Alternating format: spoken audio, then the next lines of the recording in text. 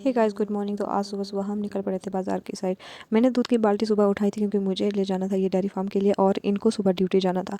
After disaster रास्ता कुछ ऐसा हो रखा है क्योंकि जो मेन रास्ता था हमारा जहाँ पे पुल हुआ करता था वो पुल पूरा चला गया और अभी लोगों ने कुछ ऐसे टेम्परेरी रास्ता बना लिया और कुछ ऐसे रास्तों से ही आना जाना चल रहा है।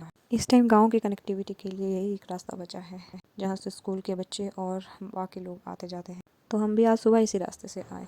इनको ड्यूटी जाना था और मुझे दूध छोड़ना था डेयरी फार्म के लिए, इसलिए हम सुबह सुबह निकल पड़े थे। उसके बाद हमें जाना था केवलनाल के लिए दीदी के घर क्योंकि हमें वहाँ से कुछ सामान लेके आना था। उस डिज़ास्टर के बाद मैं आज यहाँ पर आई। यहाँ पर रोड की हालत ही बहुत ज़्यादा ख़राब हो रखी है। आफ्टर डिज़ास्टर लाइफ तो टर्मोइल ही हो गई थी, समझ में नहीं आ रहा है इसको बैलेंस में कैसे लाए। बट अभी कुछ दिनों से जब से बरसात ख़त्म हुई है तब से थोड़ा बैलेंस में आ गई है और इस बार इस बारिश ने सब जगह बहुत ज़्यादा नुकसान किया हुआ है। और ये देखो पांडवशिला की कुछ ऐसी हालत हो रखी है। यहाँ पे बहुत बड़ी बिल्डिंग हुआ करती थी, एक बहुत अच्छा पार्क हुआ करता था, वो सब कुछ ख़त्म हो गया सिवाय यहाँ पर पत्थर और मिट्टी ही दिख रही है।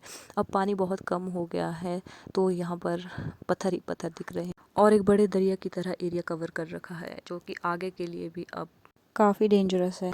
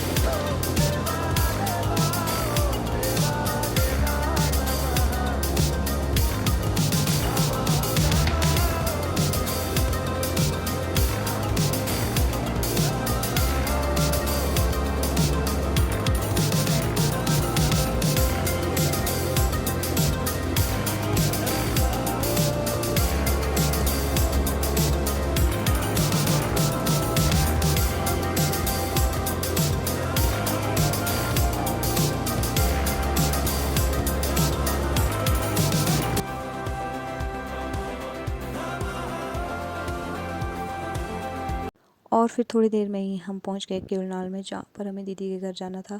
यहाँ से दीदी का घर थोड़ा सा ही दूर है और वहाँ के लिए कच्चा लिंक है, मेन रोड पे नहीं है। तो हम रिस्क लेके गाड़ी ले गए कच्चे रोड से होके क्योंकि इनको वापस ड्यूटी के लिए निकलना था और टाइम का भी इशू था तो आगे तक ही चल दिए। आजकल पहाड़ों के साइड आपको ऐसे ही उबड़ खाबड़ रास्ते दिखाई देंगे क्योंकि इस बार की बरसात ने कुछ छोड़ा ही नहीं। उसके बाद हम फाइनली यहाँ पर पहुँच गए थे। तब तक दीदी वगैरह आ गए थे सामान लेके जो हमें दे रहे थे और ताऊ जी ने भी यहाँ से वापस जाना था हमारे साथ क्योंकि वो दीदी के घर आए हुए थे पिछले कल। तो हमने यहाँ पर गाड़ी लगाई और थोड़ी देर में दीदी वगैरह यहाँ पर पहुँच गए थे सामान लेके। तो हमने भी यहाँ पर जल्दी जल्दी से सामान गाड़ी में डाल दिया और उसके बाद हमें निकलना था घर की साइड। इनको घर में ताऊ जी को पहुँचाना था और सामान को घर पहुँचाना था। उसके बाद निकलना था इन्होंने ड्यूटी के लिए आज। और फिर 5-10 मिनट हम यहाँ पर दीदी वगैरह के साथ रुके। उसके बाद ताऊ जी आ गए हमारे साथ घर के लिए और फिर ताऊ जी के साथ यहाँ पर मस्त गप्पे चली हुई थी और हम लोग एंजॉय करते हुए आ रहे थे घर के लिए। इन्होंने मुझे चुरूल में छोड़ना था और खुद घर चले जाना था क्योंकि मुझे रुकना है कुछ दिन अपने मम्मी पापा के पास क्योंकि इनके काम आजकल बहुत ज़्यादा है घास काटने का। और आज बाहर धूप भी बहुत ज़्यादा तेज़ थी और फिर हम जल्दी जल्दी निकल पड़े जंजाली से। फिर ये लोग सीधा निकल पड़े घर के लिए और फिर मैं आगे अपने मायके वाले घर मम्मी पापा के पास, क्योंकि कुछ दिन मुझे यहीं पे रुकना है। इनका घास का काम स्टार्ट होने वाला है तो मैं इधर रुक रही हूँ इनकी हेल्प करने के लिए। तो दोपहर को रेस्ट करने के बाद 2 बजे के बाद हम निकल पड़े घास काटने के लिए। यहाँ पर मम्मी ने सारे ही ग्लव्स फैला के रखे थे कि तुझे कौन सी जोड़ी चाहिए, क्योंकि मम्मी लेके आई थी नई जोड़ियाँ ये स्पेशली घास काटने के लिए। तो मैंने इसमें से एक पेयर उठाया और उसके बाद चली गई मैं गाय से मिलने। इनके लिए भी घास लेके आना था तो इनको पानी वगैरह पिलाया और उसके बाद चले गए हम सीधा खेत के लिए, जहाँ पर हमें घास भी काटना था और कुछ घास हमें गाय को खाने के लिए पूले लेके आने थे। सुबह और शाम का टाइम अच्छा रहता है आजकल घास काटने के लिए, क्योंकि दिन को बहुत ज़्यादा धूप होती है। तो हम 2 बजे के बाद आ गए थे बगीचे और हमने जल्दी जल्दी से घास निकाला और कुछ एक पूले हमने गाय के लिए कल के लिए भी स्टोर रख दी। फिर हम थक भी गए थे और हमें नहाना था, तो तब तक मैं नहाने चली गई और उसके बाद हमें बनाना था डिनर। तो मैंने पहले नहाने नहाने के लिए पानी लगा दिया और तब तक मम्मी ने कहा कि मैं गाय धो लेती हूँ, तो उतने में नहाने चले जाऊँ। उसके बाद हमें डिनर बनाना है।